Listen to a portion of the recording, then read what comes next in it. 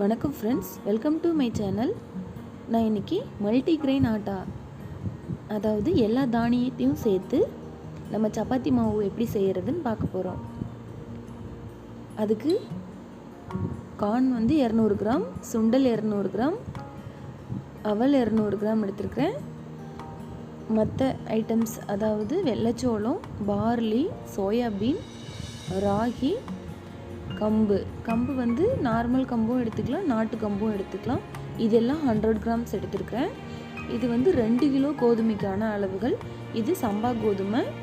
நான் அளவுகள் லாஸ்ட்டில் சார்ட் மாதிரி கொடுத்துருக்குறேன், நீங்கள் செக் பண்ணிக்கோங்க. இப்போ ஒரு கடாயை வச்சுக்கலாம்.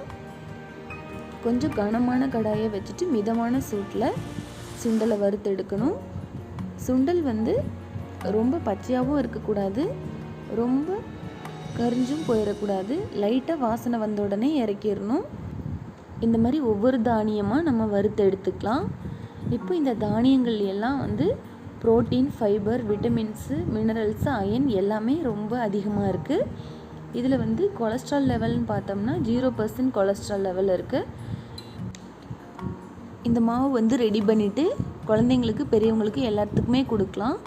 சாப்பிட அடம் பண்ணுற குழந்தைங்களுக்கு 2 சப்பாத்தி கொடுத்தோம்னா கூட போதும், நல்ல ஃபில்லிங்காக இருக்கும். கார்ன் போட்டுக்கிறேன். இதையும் அதே மாதிரி லைட்டாக வறுத்து எடுத்துக்கணும். ரொம்ப கலர் மாறுச்சுன்னா இது ஒரு பொறுபொறுப்பு தன்மை வந்துடும். அதுக்கப்புறம் நம்ம சப்பாத்தி திரட்ட முடியாது, அப்புறம் தோசை மட்டும்தான் ஊற்ற முடியும். அதனால தான் மிதமான சூட்டில் நான் எடுத்துக்கோங்க அப்படின்னு சொல்கிறேன். அடுத்து சோயா சேர்த்துக்கலாம்.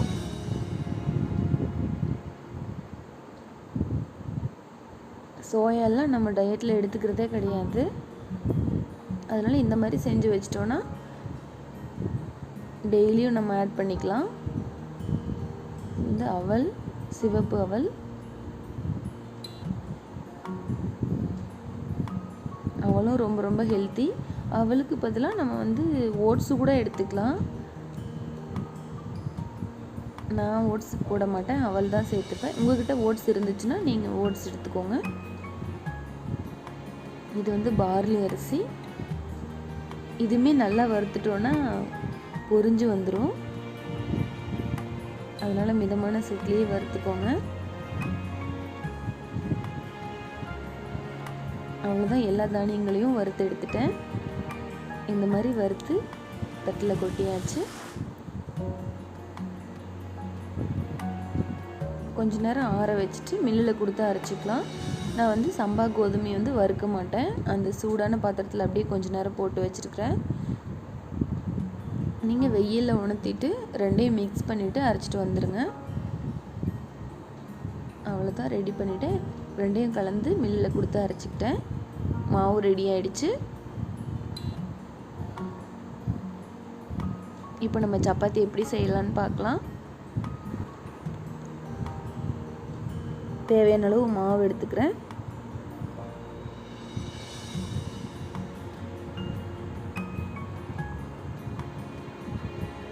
கொஞ்சமாக உப்பு, கொஞ்சம் எண்ணெய்,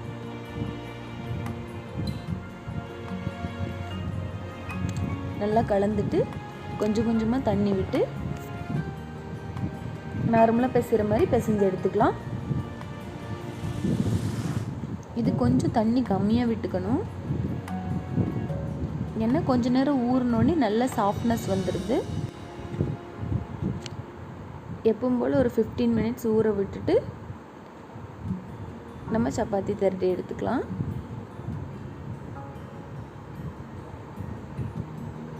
இது நிறைய சாப்பிடவே முடியாது, 2 அல்லது 3 சப்பாத்தி சாப்பிட்டாலே போதுமானதாக இருக்கும். அவ்வளோதான், நான் மாவு ரெடி பண்ணிட்டேன். இப்போ திரட்டி எடுத்துக்கிறேன். நீங்கள் நார்மலாக போடுற மாதிரி தேவையான அளவு எடுத்துக்கோங்க. நான் மீடியம் சைஸில் எடுத்துருக்கிறேன். இது வீடியோ ரொம்ப பெருசாக போனதுனால நான் டக்குன்னு முடிச்சிட்டேன்.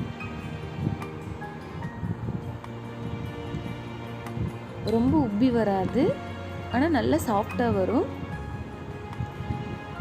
கொஞ்சமாக எண்ணெய் விட்டுக்கணும்.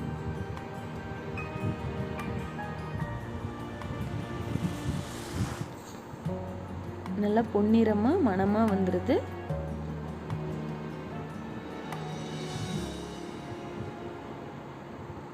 அவ்வளோதான், நம்ம மல்டிகிரெயின் ஆட்டாவில் சப்பாத்தி செஞ்சிட்டோம். இனி நான் தோசை எப்படி செய்கிறதுன்னு காட்டுறேன். அதுக்கு வந்து ஒரே ஒரு கப் மாவு எடுத்திருக்கேன். கொஞ்சமாக உப்பு சேர்த்துக்கிறேன். ஃபஸ்ட்டு நல்லா கையில் கலந்து எடுத்துக்கலாம். அதுக்கப்புறம் கொஞ்சம் கொஞ்சமாக தண்ணி விட்டு நல்லா பிசைஞ்சிக்கலாம். கரண்டியில் கலரணுன்னா கட்டி தட்டிடும். இந்த மாதிரி நல்லா கையில் கலந்தாச்சு. இப்போ தேவையான அளவு தண்ணி விட்டுட்டு கரண்டி விட்டு மிக்ஸ் பண்ணிக்கலாம். அவ்வளோதான், மாவு ரெடி ஆயிடுச்சு. இதுவும் ஒரு 10 மினிட்ஸ் ஊற விட்டுறணும். அதுக்கப்புறம் ஊற்றினா நல்லா வரும். பாருங்கள், இந்த பதத்தில் கலந்துக்கலாம். அவ்வளோதான், தவா வச்சுட்டு ஊற்றி காட்டுறேன்.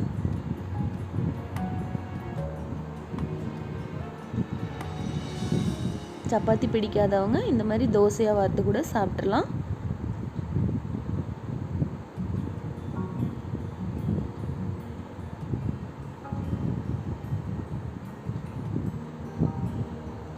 அவ்வளோதான், ஓரளவுக்கு தின்னாக ஊற்றணும். இது மொத்தமாக ஊற்றணும்னு அவசியம் இல்லை.